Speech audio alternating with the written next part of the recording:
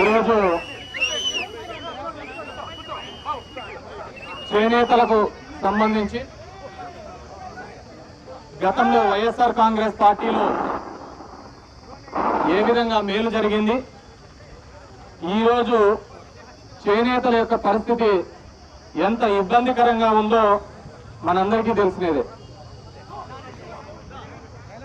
గతంలో దయచేసి చూడండి, గతంలో ఇదే చేనేతలకు రేషన్ ధరలు 3,000 రూపాయలు పెరిగినప్పుడు, నేను అప్పుడు ఎమ్మెల్యేగా ఉన్నప్పుడు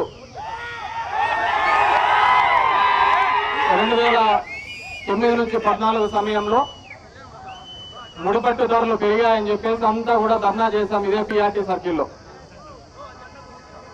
ఆ ధర్నాకు మద్దతు తెలుపుతూ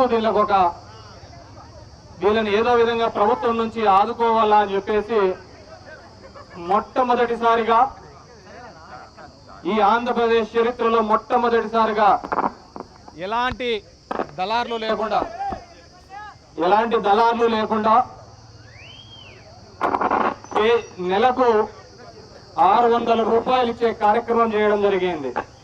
ఖచ్చితంగా 10 సంవత్సరాల కింద ఈ పని మేము చేయడం జరిగింది.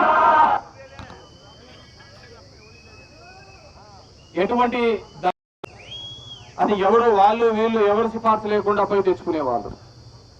తర్వాత వచ్చిన తెలుగుదేశం అది వాళ్ళు వీళ్ళు ఎవరు సిఫార్సు లేకుండా పోయి తెచ్చుకునేవాళ్ళు.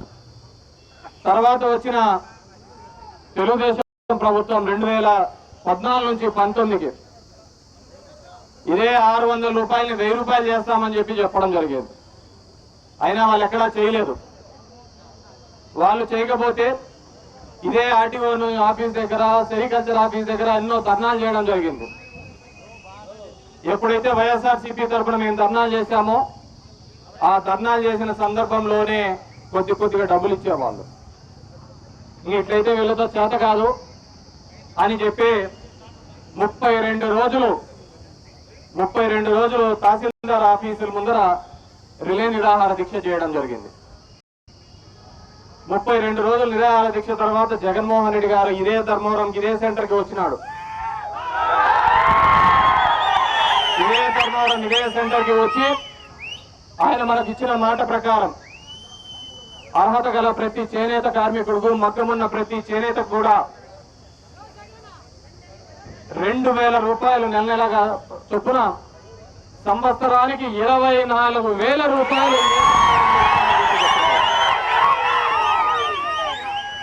చెప్పిన మాట ప్రకారం అధికారంలోకి వచ్చిన మొదటి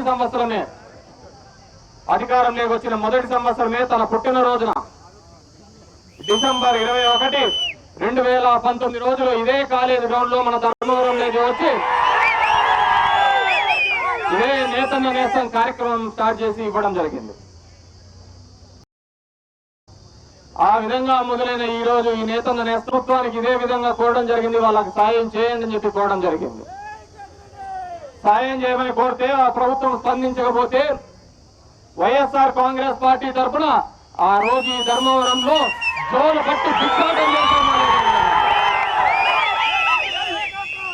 బట్టి భిక్షాటన చేసి ఆ భిక్షాటనలో 65,000 రూపాయలు ఒక్కొక్క కుటుంబానికి ఆదుకోవడం జరిగింది.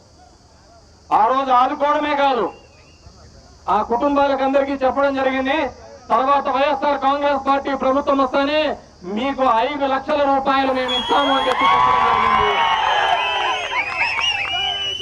చెప్పిన దాని ప్రకారమే ఏ రోజైతే నేతన్న నేస్తం ప్రారంభమైందో అదే రోజు ఆ చేనేత కార్మికులు ఇంటింటికి వెళ్లి 5 లక్షల రూపాయలు ఇచ్చి ఆదుకున్నామో లేదో ఆ కుటుంబాన్ని పోయి అడిగితే తెలుస్తుందని చెప్పేసి అన్ని విధాలుగా ప్రభుత్వానికి ఇదే విధంగా కోరడం జరిగింది. వాళ్ళకి సాయం చేయండి అని చెప్పి కోరడం జరిగింది. సాయం చేయమని కోరితే ఆ ప్రభుత్వం స్పందించకపోతే వైఎస్ఆర్ కాంగ్రెస్ పార్టీ తరఫున ఆ రోజు ఈ ధర్మవరంలో జోలు బట్టి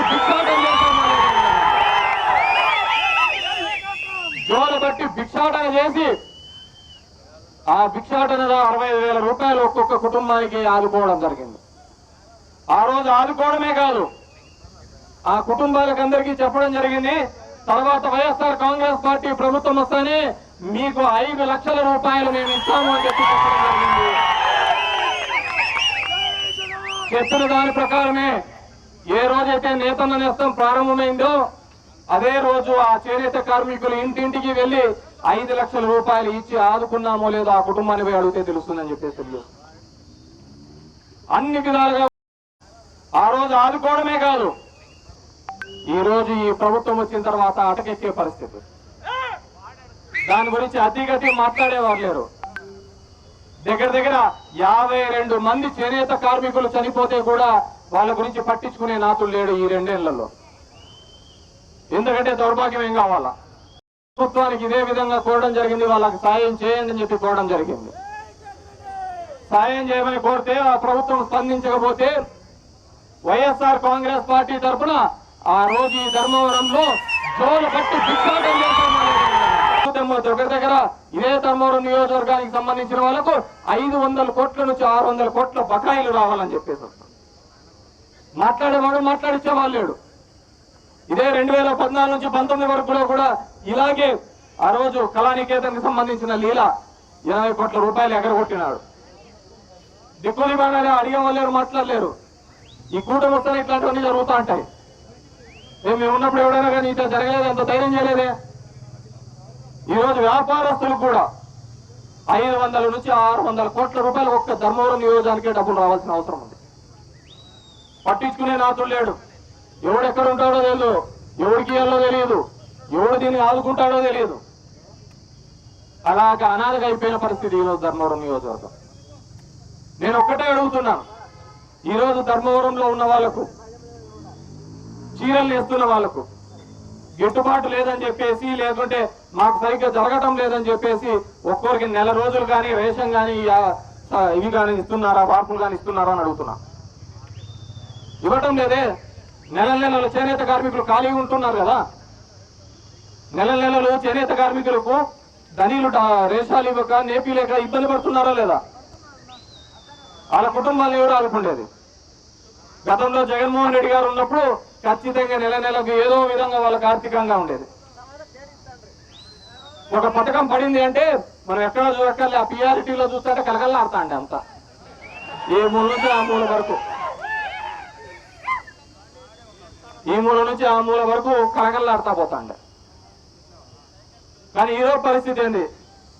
ఎప్పుడు రూపాయి పెడితే దాన్ని దాచిపెట్టుకుందామా, లేదంటే మళ్ళీ వచ్చే నెల ఎట్లా గడుస్తుందో అనే ఆలోచన చేసే పరిస్థితులు ఈరోజు చేనేత కార్మికులు ఉన్నారు. కాబట్టి ఈరోజు ఇంత పెద్ద ఎత్తున కార్మికులకు అండగా ఉండాలని, కార్మికులకు తోడుగా ఉండాలని చెప్పేసి ఉద్దేశంతోనే వైఎస్ఆర్ కాంగ్రెస్ పార్టీ ఈ దీక్ష చేపట్టింది, ఈ ర్యాలీ చేపట్టింది. ఖచ్చితంగా మేము ఈ ప్రభుత్వాన్ని కోరుతున్నాం, మీరు కేవలం ఎలక్షన్ల స్టెంట్ల కోసం, ఎలక్షన్లు వస్తున్నాయనే ఉద్దేశంతో పథకాలు ఇచ్చేది కాదు. వాళ్ళ జీవితాలు మెరుగుపరిచే విధంగా, వాళ్ళను ముందుకు తీసుకొని పోయే విధంగానే ఖచ్చితంగా మీరు అడుగులు వేయాలని చెప్పేసి తెలియజేసుకుంటున్నాను. ఆ విధంగా చేయకపోతే ప్రతి క్షణము కూడా వైఎస్ఆర్ కాంగ్రెస్ పార్టీ మీరు ఇచ్చే 50,000 బకాయి, 75,000 బకాయి ఇచ్చేంత వరకు కూడా పోరాడుతూనే ఉంటుందని చెప్పేసి ఈ సందర్భం మీ అందరికీ కూడా తెలియజేస్తున్నాను.